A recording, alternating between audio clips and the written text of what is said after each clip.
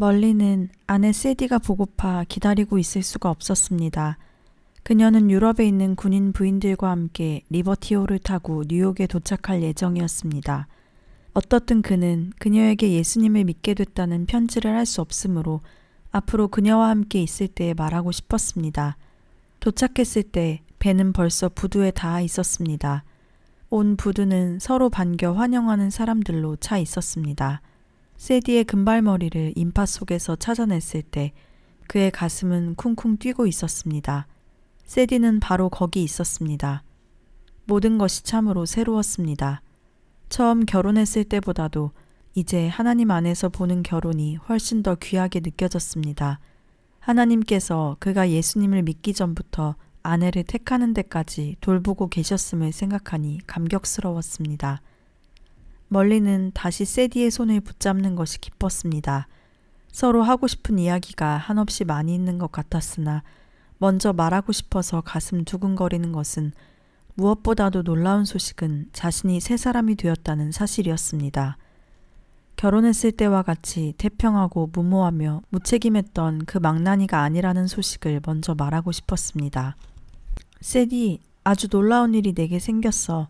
나 예수님을 믿기로 했어. 하나님께서 나를 바꾸셨어. 새 사람이 되었고 모든 것이 바뀌어졌어. 세디는 의욕에 가득 찬 눈으로 그를 빤히 쳐다보았습니다. 멀린, 난 그전에 당신을 사랑했어요. 당신이 바뀌어지는 걸 바라지 않아요. 마치 보이지 않는 장막이 두 사람 사이에 가로놓여 있는 것 같았습니다. 멀리는 하늘이 캄캄하였습니다. 하지만 얼마 전만 해도 그 역시 그녀와 같은 입장에 있었습니다. 그도 또한 예수님을 부인했었던 것입니다. 내 아내를 구원해 주십시오. 그 후 수개월 동안 두 사람은 여간 복잡하지 않을 수 없었습니다. 세디는 목사의 아내가 될 것을 아주 싫어했습니다. 만일 멀린이 종교에 대한 어리석은 고집을 버리지 않는다면 영국으로 다시 돌아가겠다고 말했습니다. 둘 사이에는 대화가 끊어졌습니다. 그러나 멀린은 예수 그리스도가 세디의 마음속에 바로 들어오시기를 기도하면서 신학교에 등록하는 계획을 굽히지 않았습니다. 교회 계통의 학교 인디아나주 마리온 대학에 등록하였으며 교내에서 가장 열성 있는 학생인 듯 했습니다. 세디는 그의 열성에 못 이겨 뒤를 따랐습니다. 몇 달 후 방학으로 멀린 부부는 어머니 댁에 내려갔습니다. 그때 어머니는 양로원을 운영하고 계셨는데 거기에는 감리교 목사의 미망인 한 분이 있었습니다. 세디는 이 친절한 노인이 마음에 들었고 자주 전도를 받았습니다. 어느 날 오후 집에 돌아온 멀리는 거실에서 눈물에 젖어있는 세디를 발견했습니다. 아, 멀린. 이젠 나도 당신이 말씀하신 크리스찬이 되는 의미를 알 것 같아요. 당신과 함께 예수님 안에서 살기를 원합니다. 라고 기뻐하는 것이었습니다. 두 사람은 거실의 긴 의자 곁에서 함께 무릎을 꿇었습니다. 감사합니다. 예수님 감사합니다. 두 사람은 울고 웃으면서 기뻐 소리 질렀습니다. 방학이 끝나자 두 사람은 마리온으로 돌아갔으며 둘이 다 학교를 마치면 정성껏 하나님 섬기는 일에 봉사하려고 열망했습니다. 멀리는 매월 군대에서 나오는 수입 이외에도 더 벌기 위해 매일 6시간 동안 공장에서 일을 했습니다. 할 수 있는 대로 학교를 빨리 마치고 싶어서 한 학기에 가장 많이 허용된 17시간보다도 더 많은 21시간을 청강하도록 특별 허락을 받았습니다. 오후 2시부터 8시까지 일하고 밤 12시까지 공부, 새벽 4시에 기상, 다시 아침 8시까지 공부하고 나면 학교 갈 시간이 되었습니다. 어느 주일날 멀리는 그 지방 형무소에서 첫 설교를 할 기회를 얻었습니다. 철창을 사이에 두고 그들이 온몸과 마음 전부를 예수님께 바치도록 힘차게 설교했습니다. 죄수들은 매주에 무릎을 꿇고 그리스도께 진심으로 자기들의 과거를 슬퍼하며 눈물을 흘려 예수님을 믿기로 작정하곤 했습니다. 멀리는 구름 위에 두둥실 떠있는 기분으로 학교에 돌아왔습니다. 시간이 자유로운 토요일 밤은 마리온시 중앙에 있는 법원 밖의 계단에서 다른 학생들과 함께 예배를 드리곤 했습니다. 사람들은 앞으로 나와 예수님을 믿기로 작정했고 그들을 참 기쁘게 해주었습니다. 예배가 끝난 뒤에 거리를 오르내리며 사람들에게 전도를 하였습니다. 멀리는 이제까지 이토록 바쁜 적이 없었지만 이것으로 예수 그리스도를 위해 충분히 일한다고 생각할 수는 없었습니다. 주님께서는 자신을 구원해 주셨으니 적어도 자신의 모든 시간을 주님께 바쳐야만 했었습니다.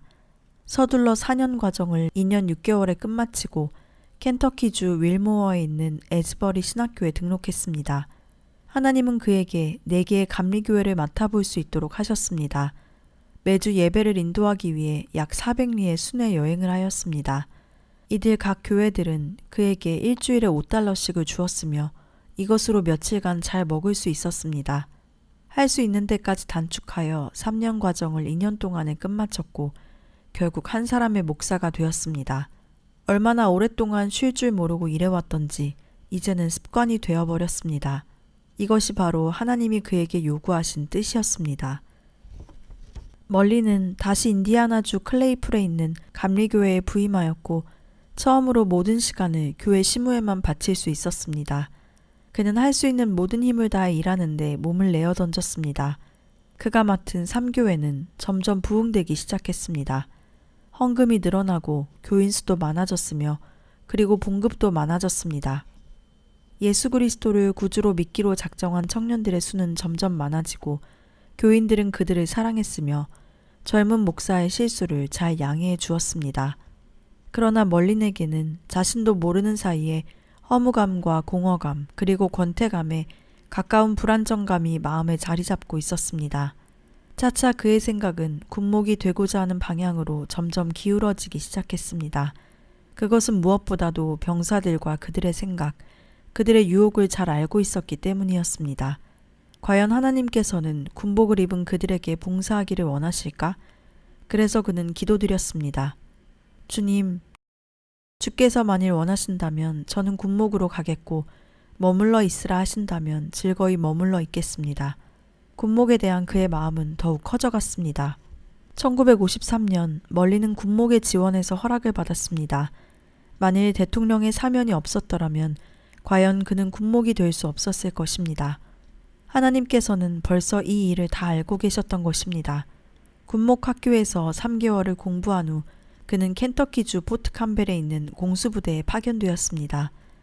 비행기에 탑승할 첫 기회를 얻어 그는 다시 전에 귀에 익은 말들을 들을 수 있었습니다. 준비, 일어섰, 문 앞에서 튀엇. 낙하산이 퍼질 때 바람에 밀리는 듯 했으며 여전히 몇만 근 무게의 트럭에 부딪힌 것 같은 충격을 느꼈습니다. 그는 고향에 돌아온 것이었습니다. 이 되는 것은 감격적인 것이며 그것은 그가 항상 바라던 아주 흥분에 찬 것이었습니다.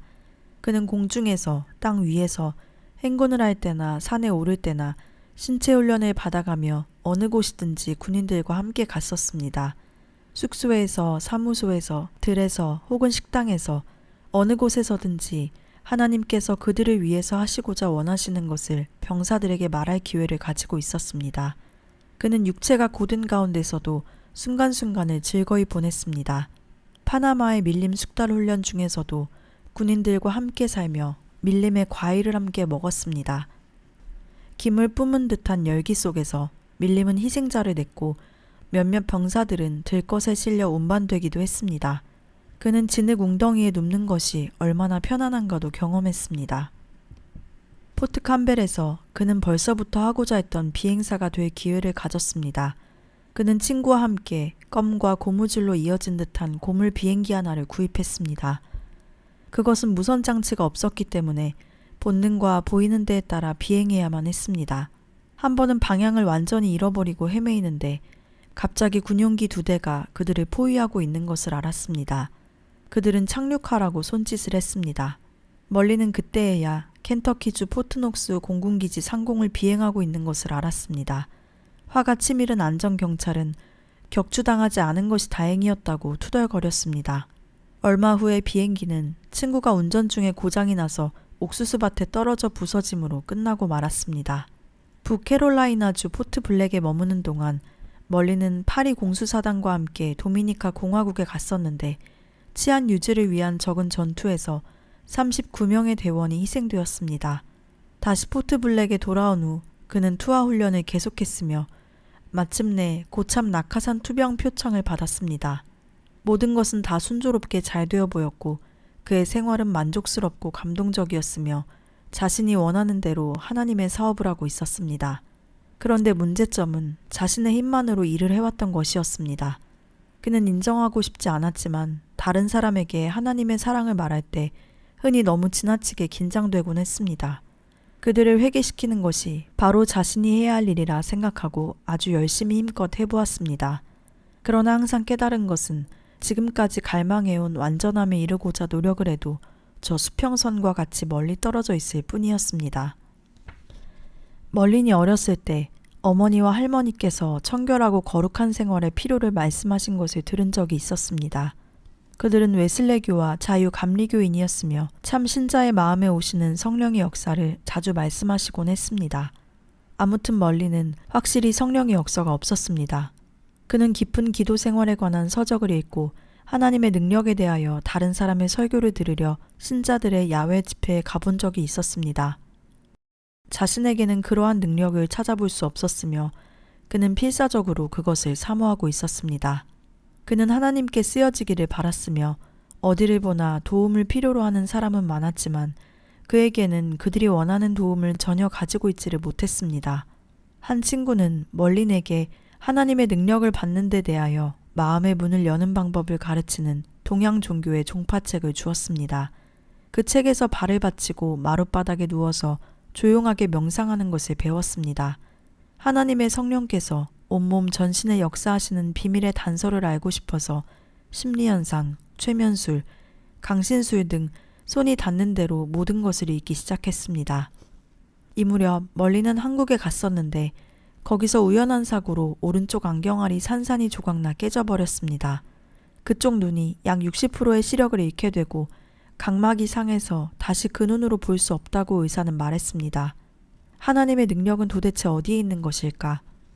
예수님은 세상에 계실 때 눈먼 자를 고치셨고 그가 하신 것보다 더 위대한 일들을 후에 오는 제자들이 할 것이라고 말씀하셨습니다.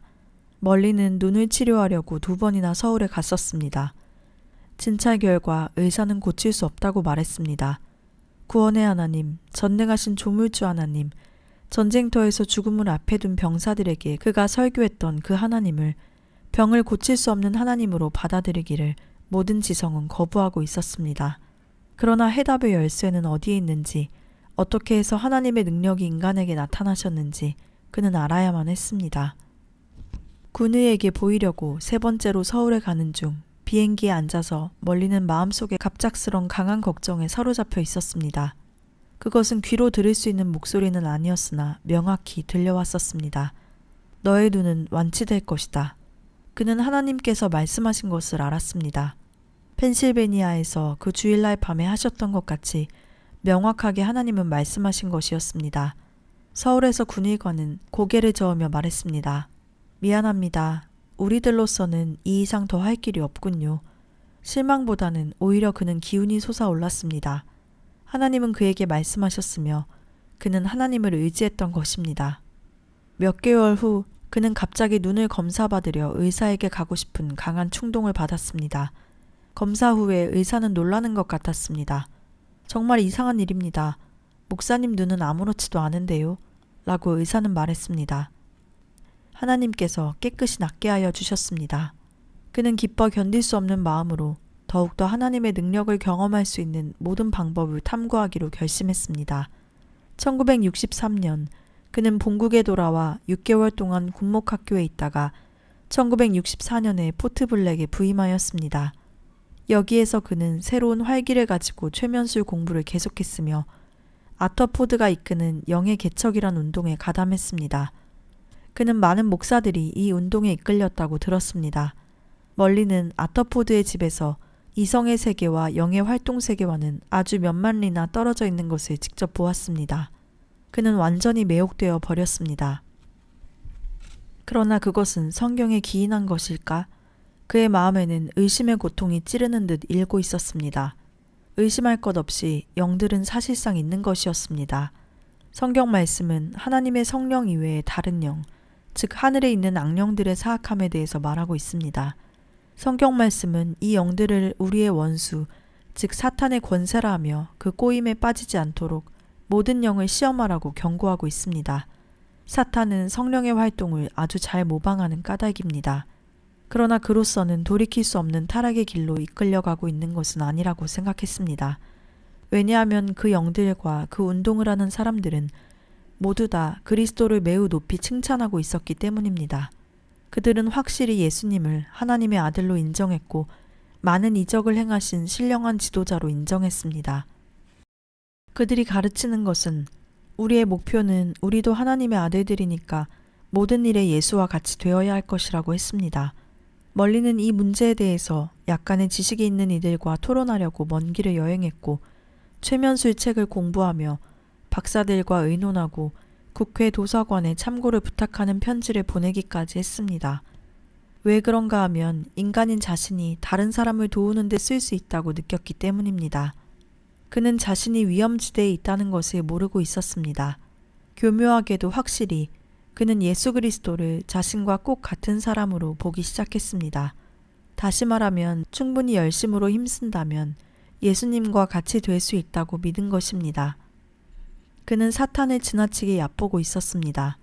그때는 그것을 몰랐었지만 최면술이란 이에 매혹된 자의 마음문을 열어 마귀에게 곧 충동을 받게 하는 매우 위험한 것이었습니다. 사탄이란 뿔난 악마인 양 상상하는 것에 그치고 마는 함정에 빠져들어가고 있었습니다. 확실히 사탄은 20세기의 영리한 사람들에게 강한 원수로서 위협하지 않았습니다. 루이스는 언제인가 말하기를 사탄의 가장 영민한 속임수는 세상 사람에게 그가 없는 것으로 확신시키는 것이라고 했습니다. 멀린의 마음의 변화는 매우 미묘했습니다. 그의 신앙은 자신도 모르게 손상됐고 심한 상처를 입고 있었습니다. 그는 예수님을 선생으로 기적을 행하는 사람으로만 말했고 우리를 구원하시려고 십자가에서 죽으심으로 그 피가 우리를 죄악에서 깨끗게 하신 주님으로는 언급하지 않았습니다. 하마터면 믿음의 종말이 될 뻔했습니다. 사탄은 예수님의 시대에서도 성경을 인용했으니 지금도 인용하고 있으며 또한 우리가 성경을 인용해도 그는 상관하지 않으나 십자가와 그 피와 부활하신 예수님에 대해서는 우리가 잊어버리기를 바라고 있었습니다. 바울은 신앙생활의 비밀을 골로새서 1장 27절에서 말하고 있습니다. 즉 그 비밀이란 우리 안에 살아계신 예수 그리스도이십니다. 우리가 그리스도와 같이 되는 것이 아니라 그리스도께서 우리 안에 살아계셔서 우리를 내면으로부터 변화시키시는 것입니다. 혹 이를 보고서 예수님처럼 보인다고 말할지도 모릅니다. 그러나 우리가 보다 가치 있고 거룩하고 신령하며 깨끗하게 되어서가 아니라 우리 안에 예수님께서 살아계시기 때문입니다. 바로 이것이 그 비밀인 것입니다. 소위 크리스찬 강신술 운동이나 영의 개척 운동은 인간이 예수님을 흉내내고 영의 능력을 자기의 것으로 훔치려 하는 교묘한 짓입니다. 마치 타락한 천사 사탄이 그 자신 하나님과 같이 되려고 하다가 하나님께 쫓겨난 것처럼 인간도 같은 죄를 범하게 되는 위험한 것입니다. 구세주 그리스도가 없었더라면 그리고 십자가가 없었더라면 구원의 예정은 없었을 것이며 죄를 사함받을 기회도 없었을 것입니다. 또한 복음도 없었을 것입니다. 멀리는 사탄의 함정에 떨어져 가고 있었던 것입니다. 그렇지만 동기는 순수했었습니다. 진실로 인간의 고난과 육체의 병, 그리고 마음의 병에서 그들을 건지려고 하나님의 능력을 원했던 것입니다.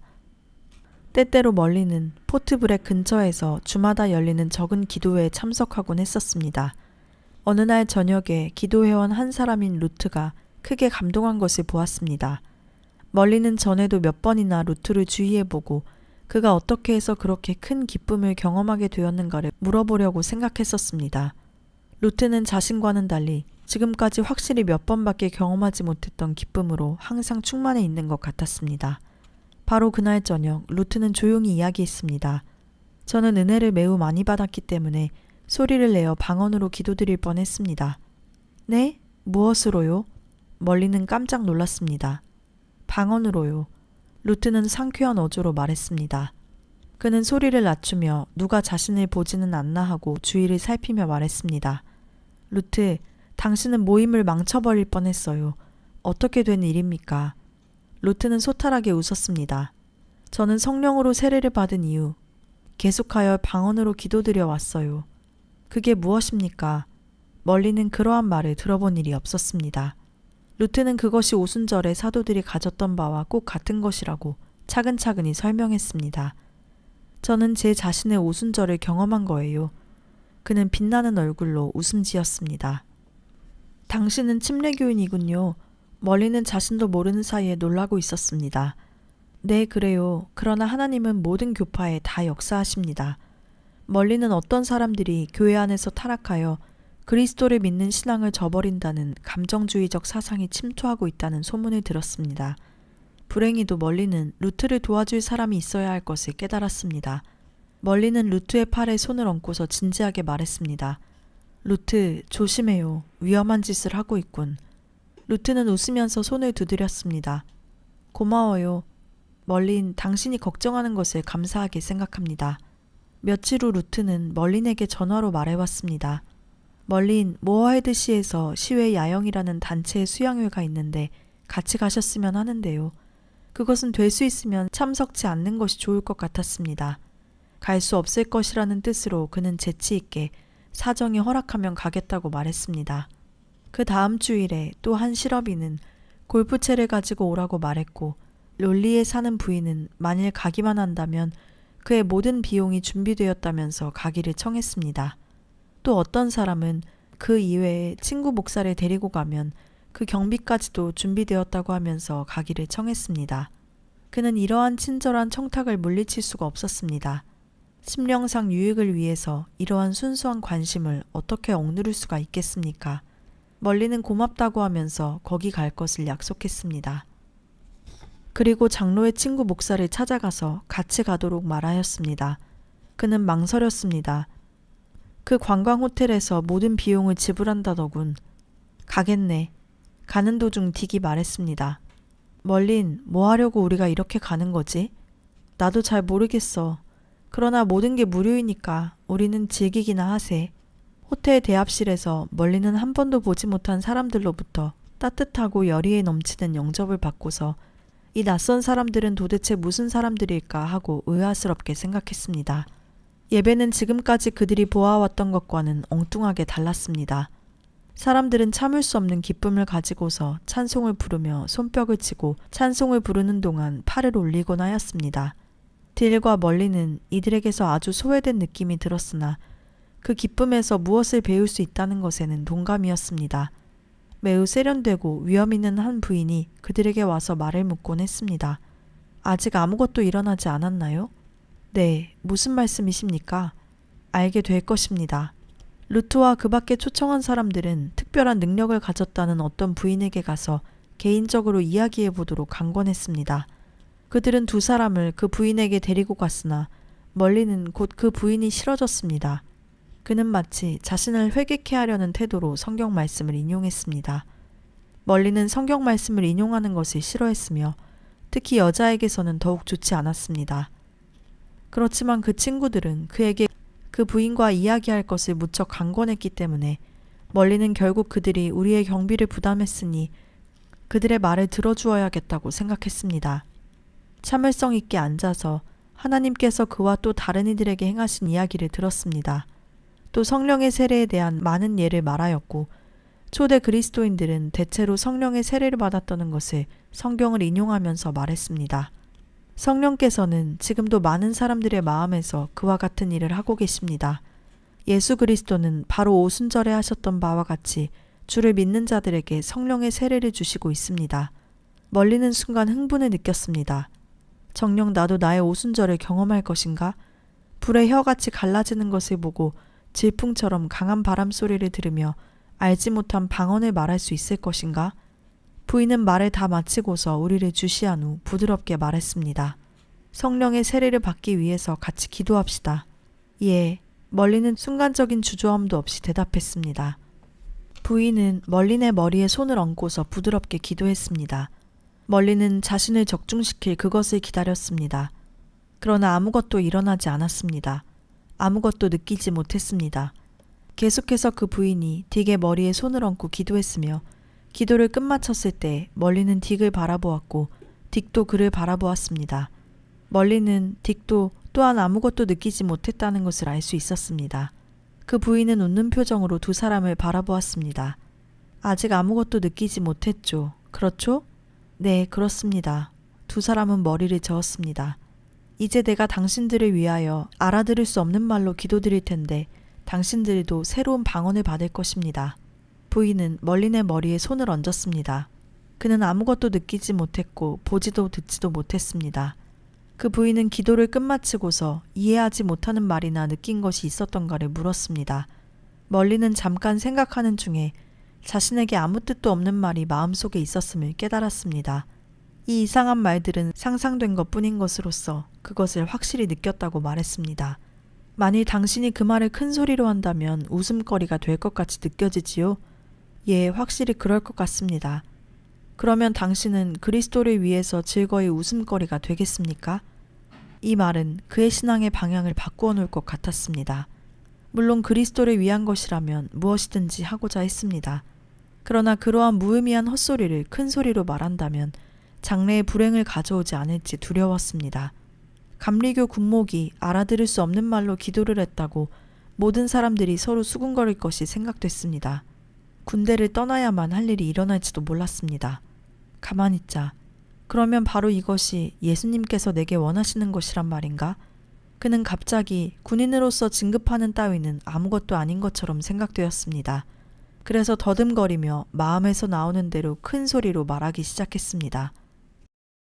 아직 아무것도 느끼지 못했고 예수님께서 성령의 세례를 주신 표식으로 내게 새로운 언어를 주셨다고 믿었습니다.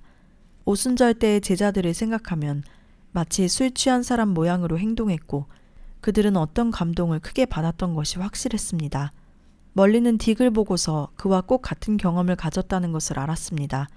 딕도 아직 못한 말로 기도했고 그 기도의 유익됨을 믿었으나 아무런 감동의 반응도 나타나지 않고 있었습니다.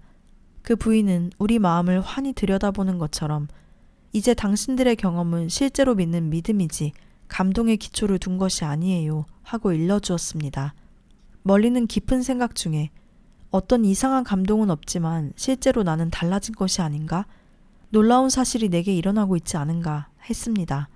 즉 예수 그리스도께서 살아계신 것을 믿을 뿐만 아니라 알고 있는 것입니다. 그렇습니다. 성경에 말씀하신 대로 성령은 예수 그리스도를 증거하고 있다는 것이 사실이라는 것을 이제 깨달았습니다.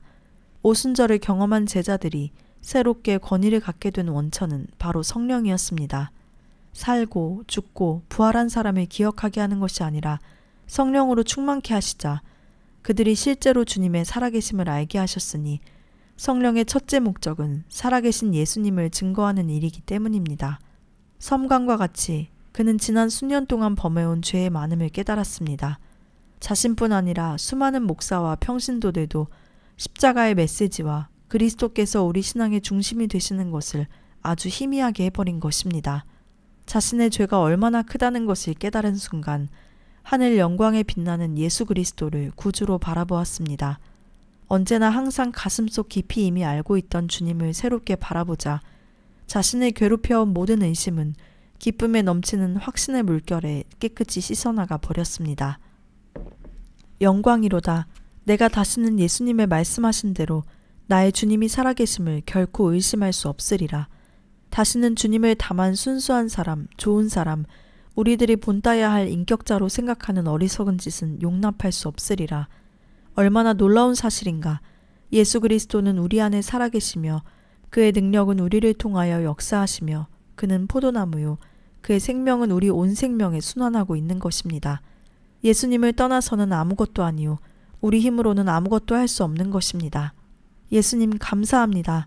일어서서 허리를 펴자마자 무엇이 자신을 때리는 것 같았습니다. 갑자기 멀리는 방 안에 있는 모든 사람에 대하여 따뜻하고 사랑스러운 감동으로 충만하여 넘쳐 흘렀습니다.